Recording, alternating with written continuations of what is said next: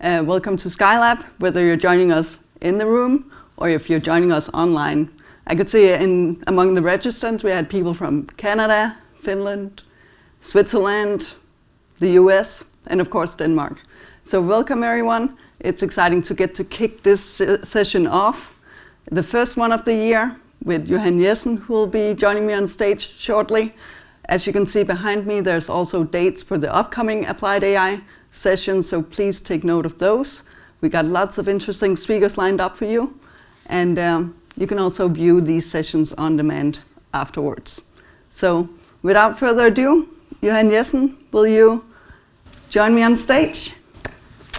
Thank you, Camilla. Thank you. Good to be here. My name is Johan, and let's see if we can get the technical things to come online. Design the future. I'm here to talk about how we design the future and a little bit about AI as well. And before we get started, I just want to introduce myself. I spent the last 10 years in the Bay Area, in Silicon Valley. I got to work on a bunch of these projects up here. This bad filler, if you've seen him online.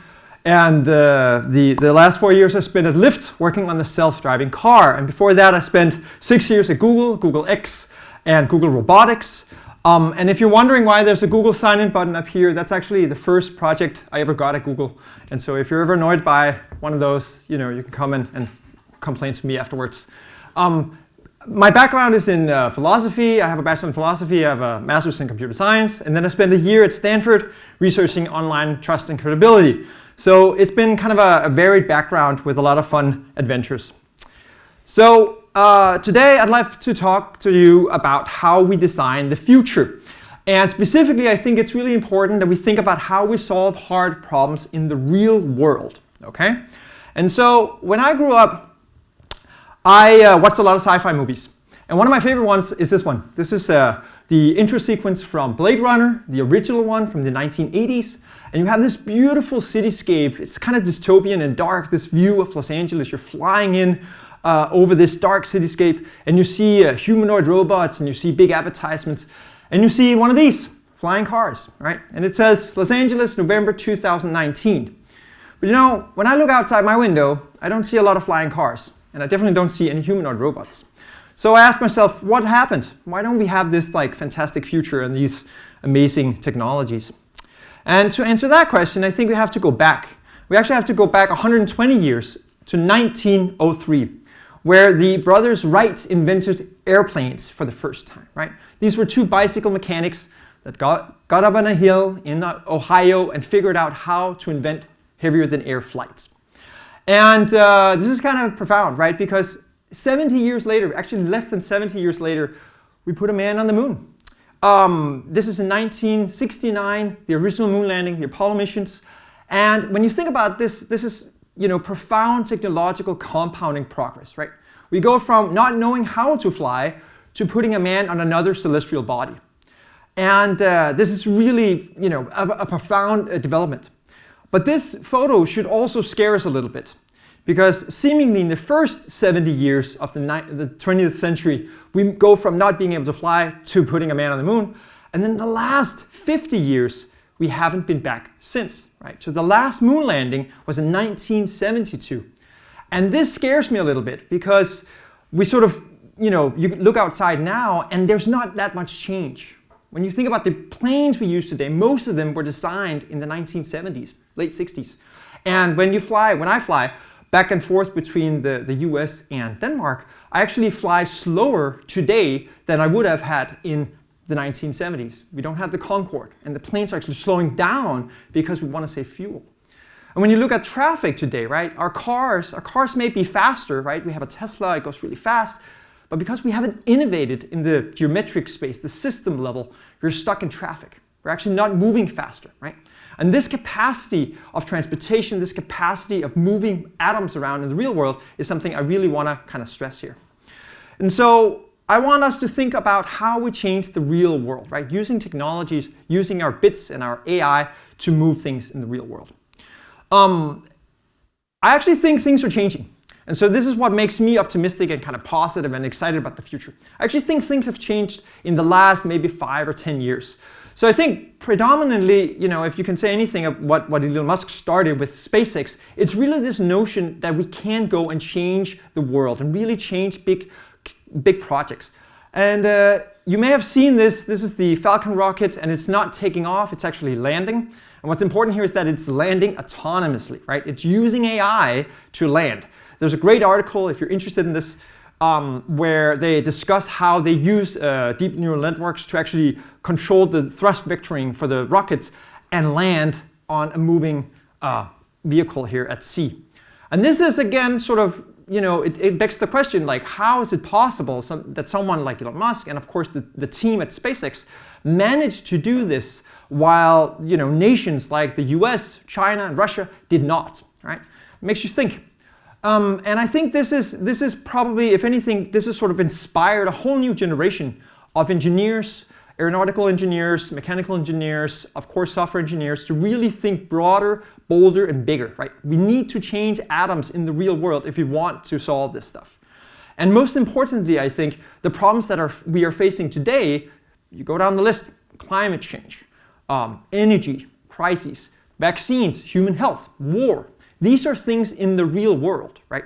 And I think one of the big challenges we've sort of had was that the last 50 years, we seemingly have sort of pooled all of our attention into the digital realm, right?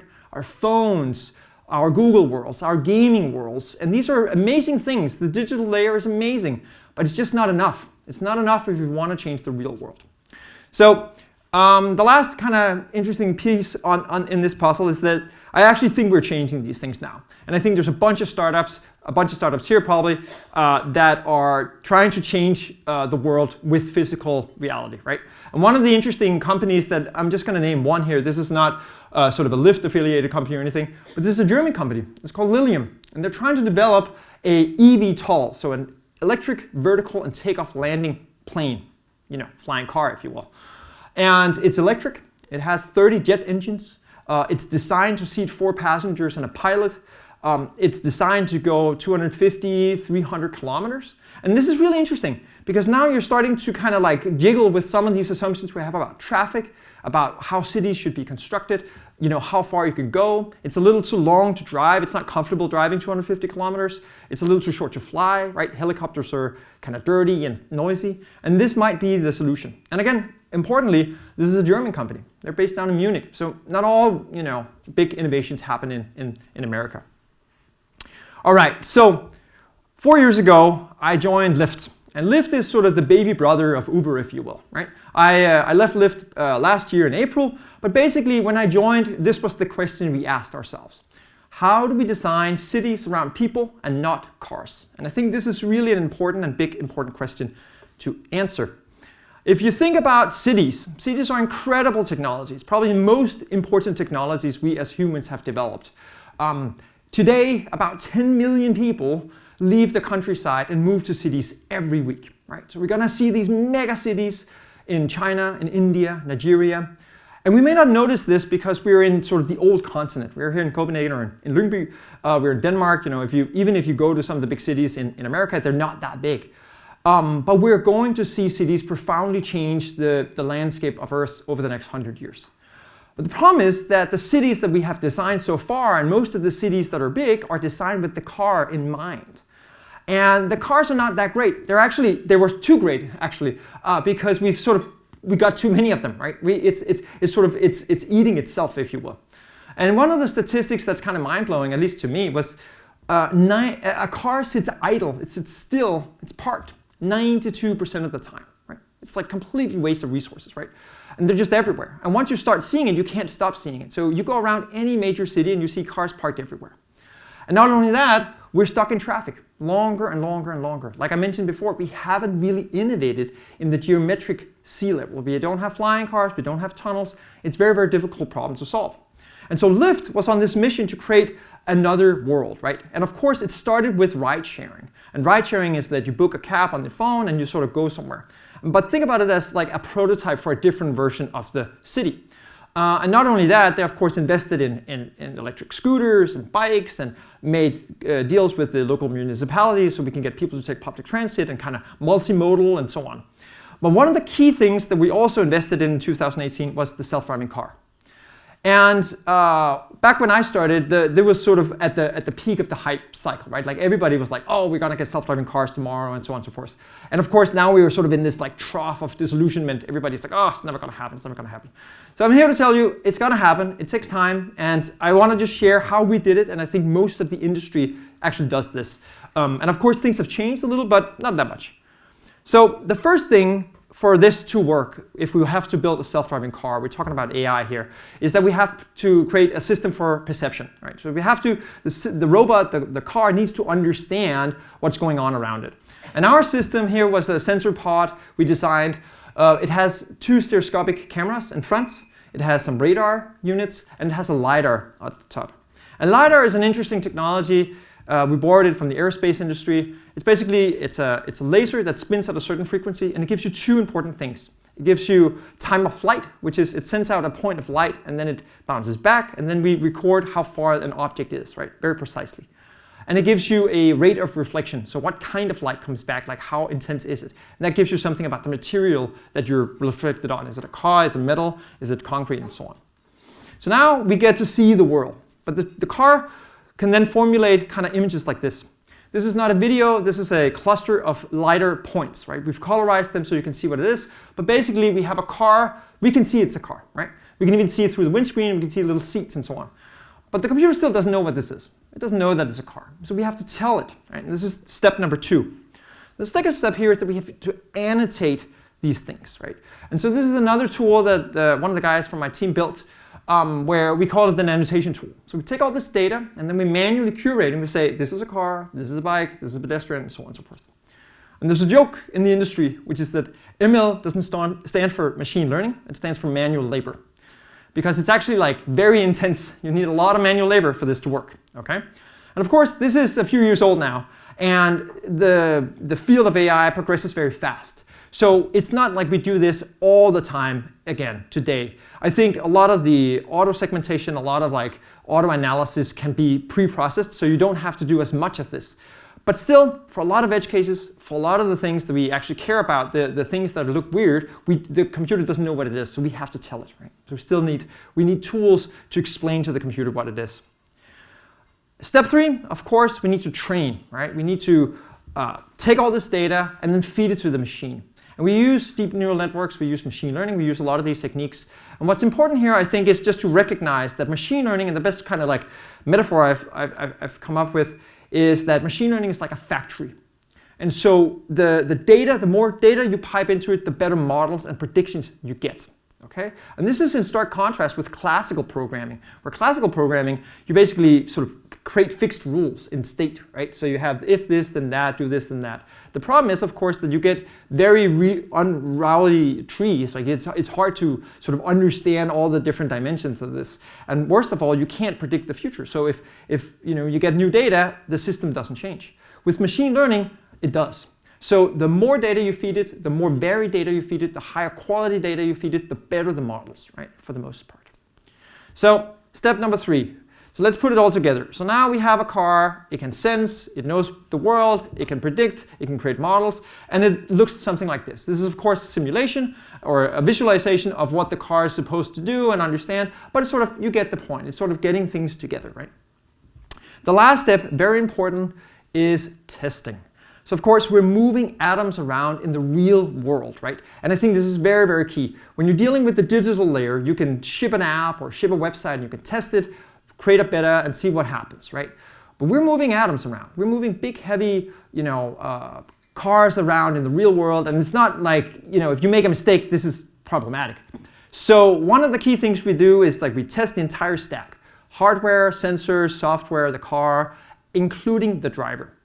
So we have a safety driver in this car. And one of the things that we do, this is on a closed circuit in the East Bay in California. So we test these on the road in Palo Alto and elsewhere. We tested these on the road. We had about 28 of these cars. And what you see here is actually a test of the driver. We called this a reaction time test. And what we wanted to do was that we wanted to inject an error state into the system, into the car, to see how the driver reacted and how long it took for the driver to react and take control of the vehicle. And that gave us some indication of how safe our systems are and what happens if it breaks and when it breaks, right? This is really key. All right. All right, so what I'm saying here is that we're moving robots into the real world. And I think the way we move robots into the real world is through AI, right? We're using bits to move atoms. Today, this is the world of robots, for the most part. This is the world of robots. This is a Tesla plant where they're manufacturing Teslas, right? These big robotic arms are Kuga 250s. These are big, heavy industrial manufacturing robots. And they cannot see, they cannot sense, they don't know anything, right? They just know the path they've been planned to take. And this would not work in the real world, right? This is a closed world system. This is where we control the lighting, the speed of the manufacturing line, all the kinematic motion of these robots. And so this works because we have all this control. Maybe you've noticed there's a little guy in the red shirt up here and he's kind of hiding behind some gates. And the gates are there to protect him, not the robots. Because if you walked in there, he would just get swooshed away, right? And he would get hurt. And we don't want that. So this type of system would not work in the real world. We need AI. We need a data pipe to ingest the data and predict the future and sort of say what happens when this happens. And I think that's clear by now. So we need AI to move from this world to this world, okay? This is not a Lyft car. This is just, or not just, this is Sook's car. This is another company trying to solve this. And I just love this car. Isn't this amazing? This is beautiful design. And I think this is just, again, harking at a different future. We can't build a different future. It doesn't have to look bleak and dark and kind of scary, right? And what's beautiful about this photo as well is that it looks like an elevator. And I actually had this saying with my old team, like, we need to design an elevator for the city. Right? You just go in and you get in a car and it takes you where you want to go. And the cool thing about self-driving cars is that we already have the infrastructure. We have the roads. We know how to build these things, right? So it's just about rejiggering some of the smaller things like the driver. And then we have profound new things. So this is a prototype, but you can actually take these today. You can go to San Francisco, you can go to Arizona. You can actually take these cars today. Waymo, which is a Google company, they're doing this. Cruise, which is a GM company, are doing these. And there's a bunch of companies that are actually pushing these out. So they're coming. Lyft sold the level 5 unit that I was part of to Toyota a few years back. And Lyft is sort of investing in other things. But I'm just telling you, it's happening and it's there today. All right. So what's next? What's next? I actually think the future is going to be revolving a lot around biology. And I'll try to just spend 2 slides on this. It won't be long. One of the key things I think we really have to think about is like how we solve atoms in the real world, right? How do we move? How do we change atoms? And one of the interesting things that are come up lately is synthetic biology. And I've really become fascinated by this. And I think there's sort of 3 main reasons why this is going to be the century of biology. The first thing is that synthetic biology is, I think, the key unlock to climate change. I think energy is mostly a solved problem. We know the solutions, we need to deploy them. These are sort of big, nuclear and solar and wind and so on and so forth. But actually a lot of other things like material sciences, fertilizers, growing crops in drought-resistant areas, plastic-eating microbes, that sort of thing, that's really in the realm of synthetic biology. And the challenge here is, of course, that biology is a complex system. And so I think biology, the way to understand that is through bits, is through software and AI, right? The second here is that biology mostly seems like an information science, right? It's sort of structured information, it's an information that governs structure, right? And once you think about it that way, we need to build a Google or an Apple for biology when you think about it. We have to reimagine what the entire technical stack for biology looks like. Everything from software to compilers to the integrated circuit to lab testing equipment to collaborative notebooks, that sort of thing, right? Search, what does it look like? And so think about it, like the opportunity to do this is really grand. And not only are we, I think, at the precipice of a lot of breakthrough technologies here in just in that realm, I also think we are sort of, metaphorically speaking, we are with biology, synthetic biology specifically, at maybe, let's say, the late 70s of where the PC revolution was, right? Right before Apple and Microsoft really got going, right? And so this is really interesting. And the last piece, I think, is AI. Biology is just incredibly complex, from the protein level, DNA level, to cells, to clusters of cells, to organs, to bodies, to cohorts of people. And if you notice, this is a synthetic image. This is an image, I think, came from Midjourney, which is one of these generative AI companies, right? DALL-E and Journey, Midjourney, and so on. You can generate new types of images, new types of texts based on prior observations. And I think this is key. This will be another unlock for biology, right? Now we can understand the complexity at another level. We can control the complexity at another level, and we may be able to create DNA that can then grow, stuff in the real world. And when you think about this, the trees you see out here, they did not have their leaves shipped from China and their stems shipped from Sweden. They assembled it locally, right? It's like biology, nature has figured this out already. So if we can go in there and control and rejigger some of these things, we may actually avert this climate change disaster and actually create a better world. So I'll just end on this photo. This is a beautiful shot from the airport in Singapore. I think it just harks at a couple of the themes that I've mentioned today. One, we can change the world. I think it's really important that we try to. The future doesn't have to look like Blade Runner, right? It can look like this. It can be kind of a solar punk future where we geoengineer plants that grow wild and that create a cleaner world. We have advanced transportation systems. The people are healthy. They live longer, right? These things are possible if we want them to. So this is just a reminder that we actually need to go and change the real world, and I think it's important. And by the way, I have one last slide here. We are at a university, so I always recommend a few books, and these books have shaped my thinking. I think they're important. I think I'll just quickly browse through them. But Loonshots by Safi Bahcall is a great kind of introduction to how we create these big, bold bets, moonshots, if you will. And there's a quote in there where he says, we can't build a ladder to the moon, right? Not all kind of problems need or can even sustain themselves with like small incremental improvements. The Whole Earth Discipline by Stuart Brand is a wonderful book, tons of good data on there. It's about 10 years old, but I still think it holds up really well, about nuclear energy, GMOs, crops. It really, it's important, it's a good read. Beginning of Infinity by David Deutsch. It's more of a philosophical read. Again, wonderful book about problem solving, about how we change the world and big problems. And he has a sort of a quote in there. He says, problems are inevitable, all problems are solvable. Right? Think about that. And lastly, Where's My Flying Car? It echoes a lot of the themes I mentioned today by J. Stuart Hall. He basically talks about we had these technologies in the 60s, right? In the 50s and 60s, we had flying cars. We had nuclear batteries you could install in a home and power it for 30 years. What happened? What happened, right? So I want you to kind of like provocatively take this away and say, what happened? Why aren't we changing more? So with that, remember, use bits to move atoms in the real world. Thank you.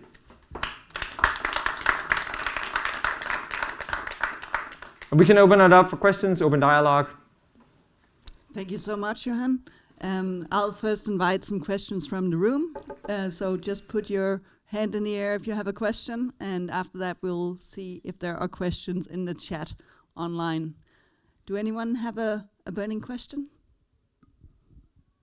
Otherwise, I'll open the floor. You shared the elevator-looking car from Zoox, and the other day I was watching Ex Machina, and I was thinking, if the AI did not look like Alicia Vikander, maybe people would have been a little more hesitant to trust it. So I wondered if you could speak a little bit about, one, like the importance of the visuals when we design AI, and also the ethical aspects of it. I can see it's possible to make a very compelling future. Yeah, absolutely. I mean, design is super important, right? I think we underestimate the power of storytelling, the power of of aesthetics, in general, in deep tech. I think it's really key to make a compelling product that looks nice, that works well. You know, think about workflows. So it's a lot of different levels here. Specifically for kind of like aesthetics, I think what's key is that once we have, there's sort of two things that have changed. One is the flatbed construction of an electric vehicle. So now you don't have an engine, you can move the motors are a lot smaller, so you can kind of pack them inside of the wheel wells. And the battery is in the floor of these vehicles. So that means that you have a kind of an interesting envelope to design a car around. It can look like anything. And what Zoox did, and I think Cruise also did, and some other folks have looked at, is like, well, what if you design it more like an elevator, basically, right? Like, and people, sit across each other and other things like that. There's some challenges to that, as you know. If you've ever, there's a reason why most seats are facing forward, right? There's safety reasons, but also just like people get more nauseous if they sit with the back, right? If you've ever been in a train and sometimes like riding backwards can feel a little nauseous. I think the aesthetic expression of this is also important. So I worked on robots for a number of years, and the way we design robots, both in terms of what they look like, the shape of them, the way you grab them if you need to move them around, and the way they behave, meaning the kinematic motion, really has a big impact on how we perceive them. So do we trust this robot to do what I want? There's a lot of research around how we humans use our motion to communicate with others, like silently. So for instance, if we have 2 glasses of water on a table, and I reach for one, I will try to exaggerate, like, not even cognitively, but I will sort of exaggerate my motion towards one of them. So I signal to you, I'm grabbing the right one, you can grab the left one, right? The same is true of robotics. And so robotics that are moving around, they typically don't have the expressive richness that humans do, right? Like, I'm using my hands, I'm using my eyes, I'm using my face, I'm using my voice to express some emotion or some key points here, and we all do this. And robots, and especially cars, obviously do not have the expressive richness that we do. So we have to sort of think carefully about how do we express intent in a car that drives itself around, right? In terms of braking patterns or lights or where is it looking and other things like that. And I think it's just gonna kind of be like an evolving thing.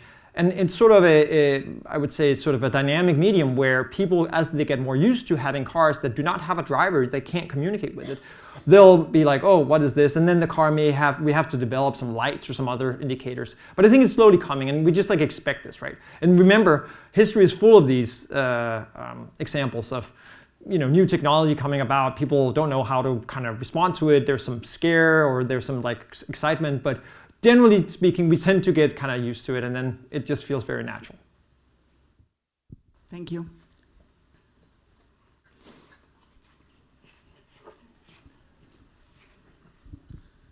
So there's been a lot of talk about this AI is going to take over our jobs, this manual labor jobs.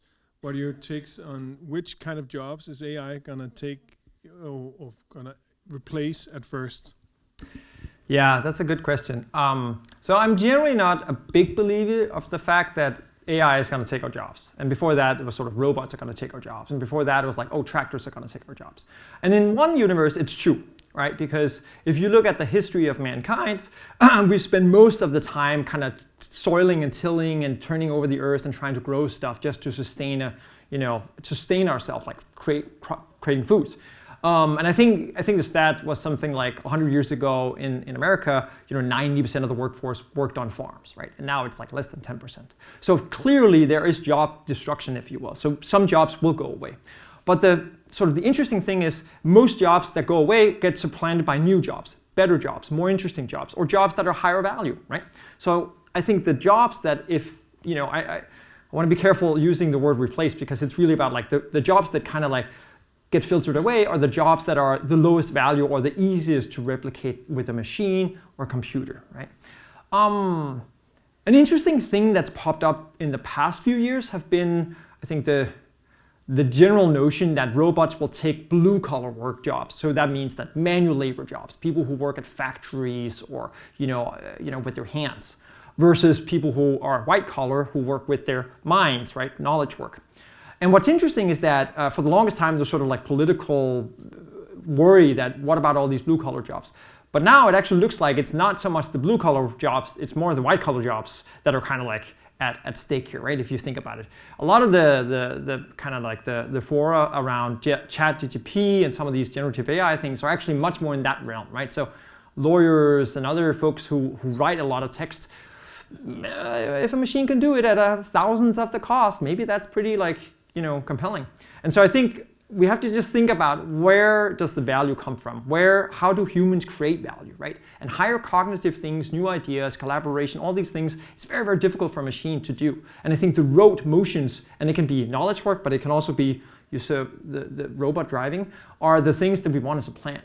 And I'm an optimist on this, right? I know it sounds easy, it's not. We have to create kind of paths and tracks for people to transition out of jobs that may be at stake. But I genuinely believe that they're gonna move on to better jobs and more interesting jobs and more influential and higher value jobs in general, right? And the transition periods might be a little scary and might be dangerous and might create some fear in, between the unions or governments, but I do think it's important because that's progress, right? That's how we progress as a society.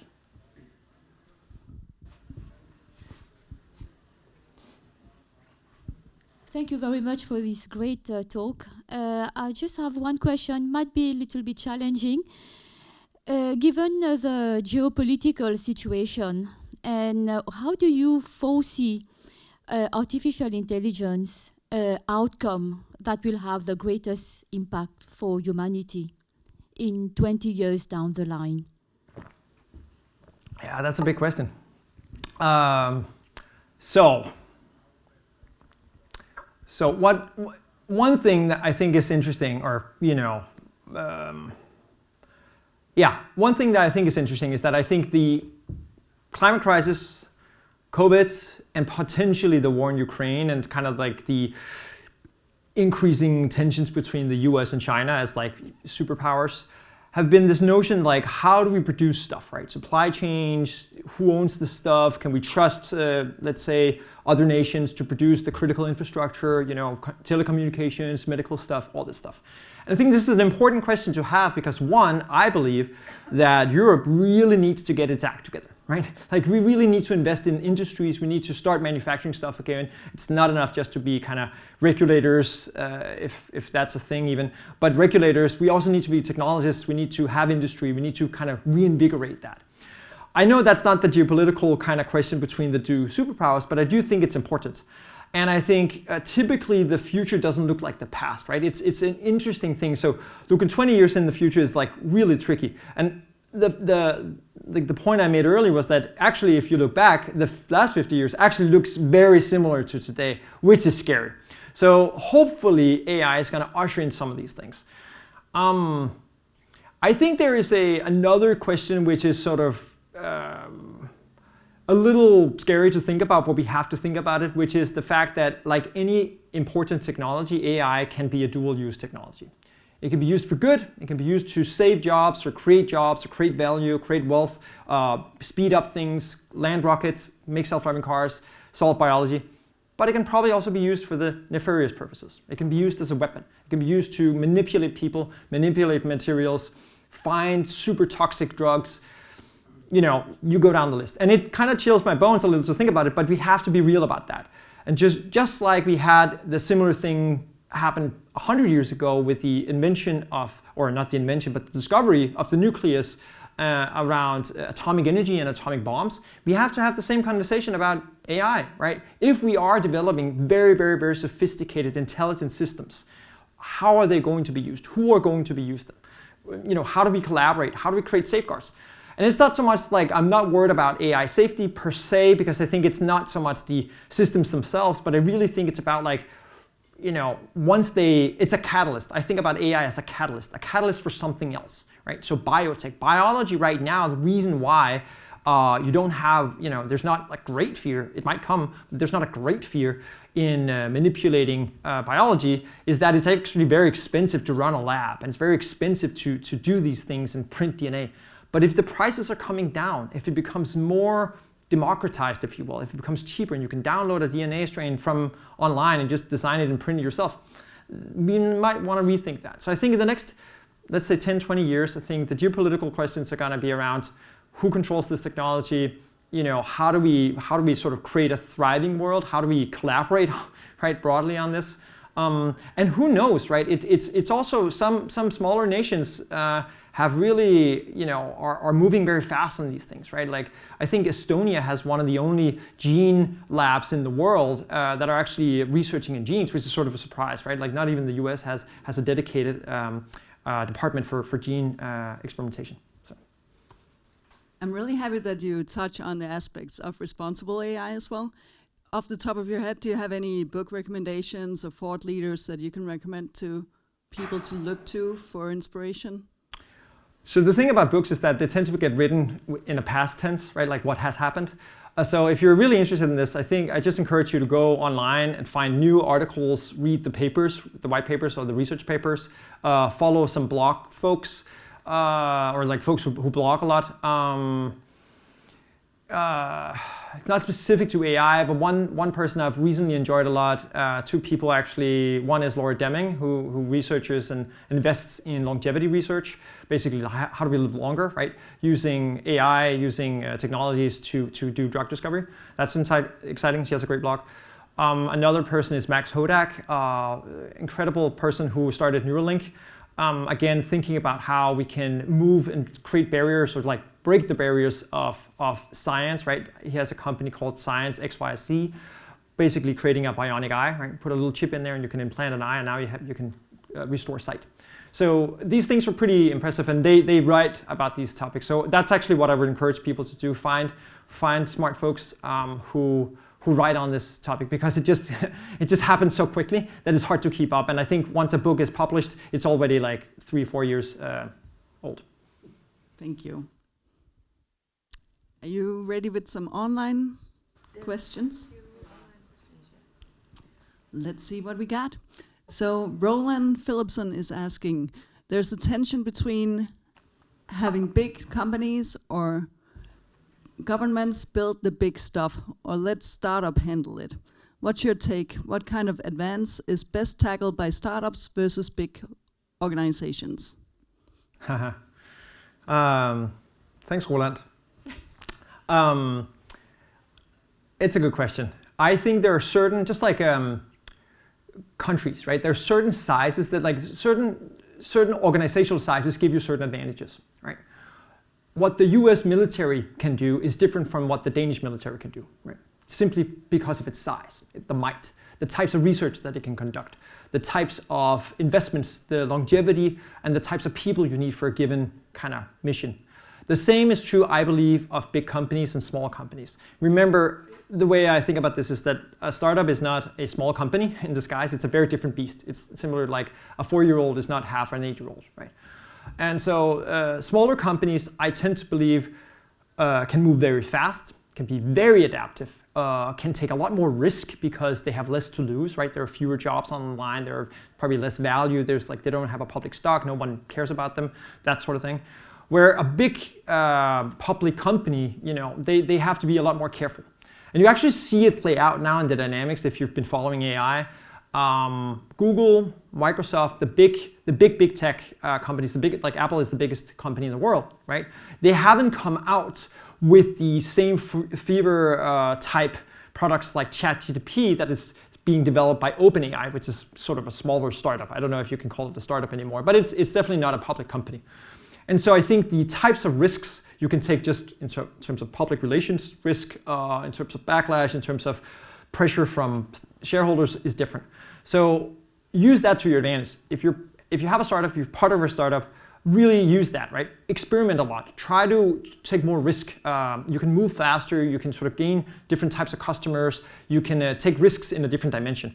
The bigger companies, I think, also have a responsibility, and they have to, I would say, they have to be real about these changes, right? I just mentioned biology and AI. I think a lot of the existing biotech companies are funded on a wet lab, you know, a basic normal lab infrastructure, right? They are very good at the processes that handle a lab.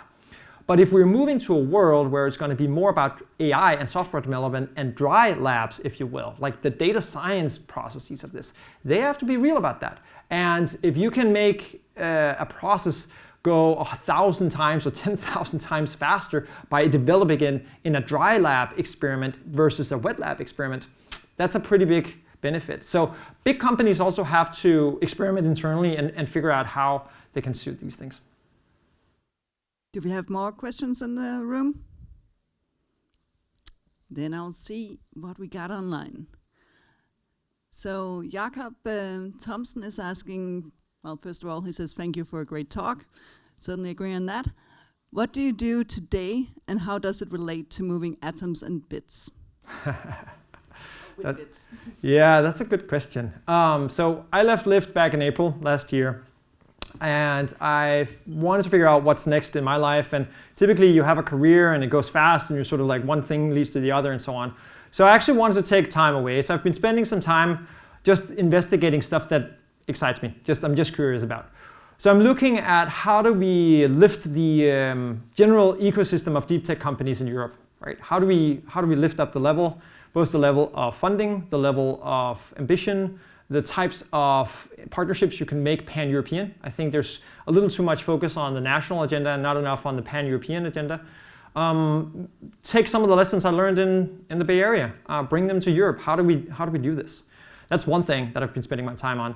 The other is also just biotech. I think I'm trying to think through, and I haven't decided yet, but like how can I personally have an impact, right? How can I, with the skills I have, the focus on design, product, the deep tech angle, how can I have an impact in the world, right?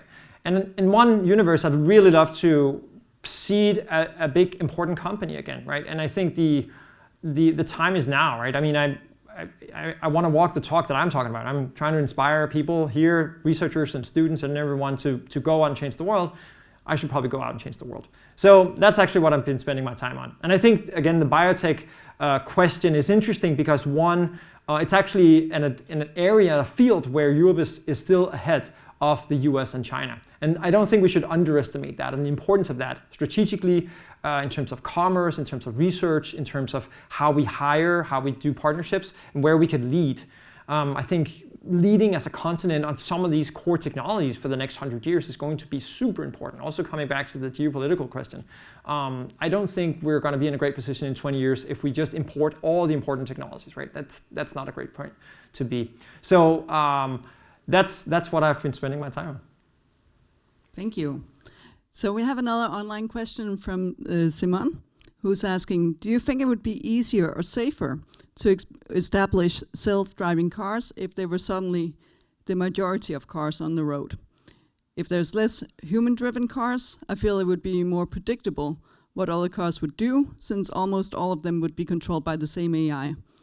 It would almost be like if then else flow. Yeah, that's an interesting way of looking at it. So first of all, I think it's going to be a long time before the majority of cars are going to be self-driving for a number of reasons. One, it's still very nascent technology. The way the playbook I think it's going to go is that certain areas are going to adopt this sooner rather than later. Areas where congestion is really high, it's a big problem. The cities generally want cars out of the city center in general, so they'll say, okay, first, I mean, look at London or something like that, or Paris, right? First, we're going to require you to pay a toll. Second, we're going to require you to pay, extra money if you're not an electric vehicle. And then down the line, it's going to be, well, if it's not driving itself, we don't want you either, right? Because there's safety issues and kind of some issues there. So I think it's going to be a long time before we're going to see the majority of cars be driven by themselves. The second part here around, like, what if it's the same AI and so on and so forth, I don't think that's how it's going to go. I don't think it's going to be one AI. Remember, all these different companies, I think at one point there were over 200 companies in the Bay Area alone just focusing on this problem. I don't think there's that many now. There's a lot of consolidation happening. This is expensive and difficult. But I think generally what we want is open markets, right? We want different players to compete with their models and their proposals and see what works, right? Like let consumers decide what kind of car would you like to buy, what kind of service is what you're expecting, and so on and so forth. So I think we're going to see a lot of like different players compete and try to get into that. And it's not just like anything else, right? We don't have like one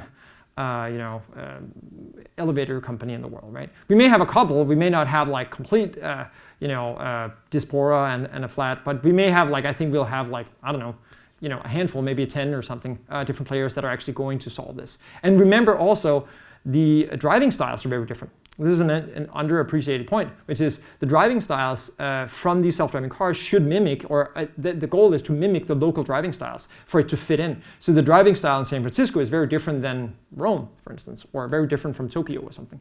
And I just saw this morning, I think it was Cruise Automation that actually were testing their cars in Tokyo actually today. And so again, you adopt the data, you feed the model, you change the model so it drives like a person would drive in Tokyo. So again, these things are not as clean cut, right? There's many mixes and many different versions. And over time, this is the other thing I think, as we'll see this progress, I think AI is like this catch-all term, right? There's like, but really think about it as just software in another disguise, right? Like it's just like there are many different types of apps, many different types of Google is very different from Facebook, which is very different from Apple, and so on and so forth, right? Different qualities, different types of aggression in terms of release cycles and so on, right? And you can look at Tesla. Tesla has a different model of this, and just to kind of hit on that point, I think it's important. I think Tesla they've made some choices which are really interesting because they're very aggressive on the release cycle, right? They release software into the world to get the feedback, right? The bigger players like Google, or not bigger, but Google, Waymo, they're a lot more patient, a lot more careful because again, they're sort of this halo effect of the company, and they don't want to hurt anyone. They don't want to make sure, like, they want to be super clear. And Tesla has another model, and this is something I've noodled on, and I think there's an underappreciated fact. So the fact that they have sold a car to a consumer means that they have offloaded the burden on charging infrastructure of fuel, parking, maintenance, tires and whatnot, insurance, wear and tear, onto the consumer. And importantly, the driver itself. So the driver in the Tesla is you or me or someone who buys a Tesla or has a Tesla. And we are providing free training data for Tesla, right? So Lyft, Level 5, Cruise, Waymo, the rest of us, we don't, right? We hire expensive drivers. We hire, we control these things differently. So that gives them an edge in that sense. On the other hand, they've went down a different tech stack, right? They don't have radar. They don't have all these extensive sensors on the stack. They don't, because you can't sell a car like that to consumers. It's too expensive. The BOM costs are too high.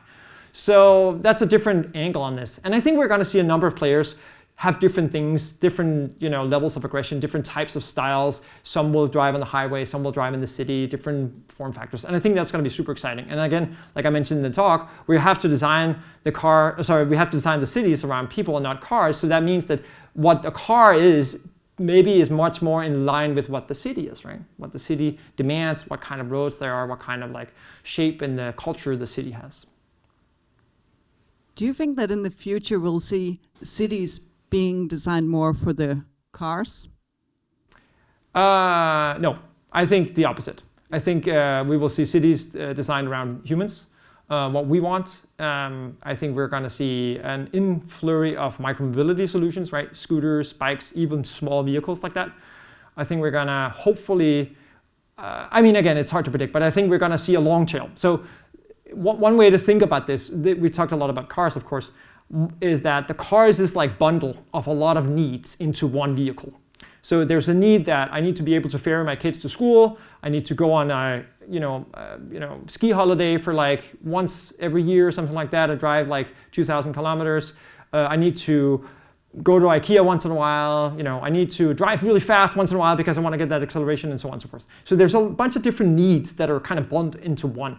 And that's why every car today, I think more or less looks the same, right? They're all kind of like, they're being shaped by those constraints.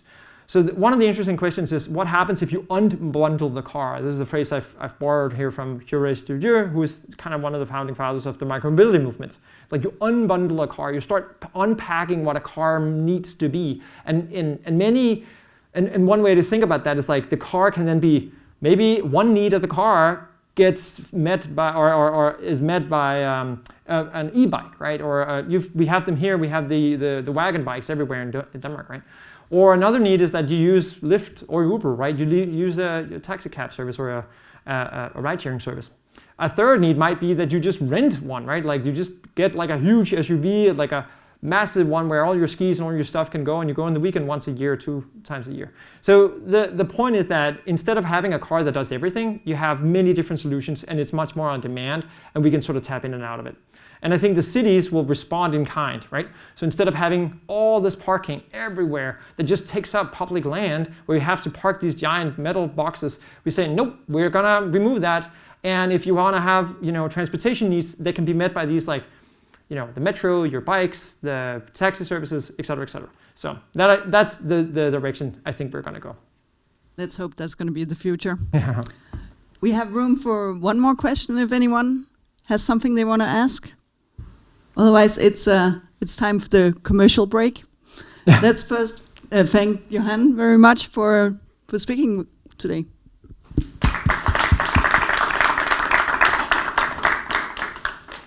We have some next dates coming up. We have the next Applied AI Launch Talk on February 9th, then March 16th, and April 17th, 27th, and May 11th. So please mark those in your calendars. You can also sign up by taking a picture of this QR code that is shown on the screen behind me. Next time we have Nikolai from BKI. It's a coffee company, so he's going to come and talk about how AI can help us learn how to make the perfect cup of coffee. So that's going to be interesting. We also have Ambold AI talking about how they are helping companies accelerate the development. But thank you so much for joining us here today. Whether you're here physically or online, I'm looking forward to seeing you next time. Bye.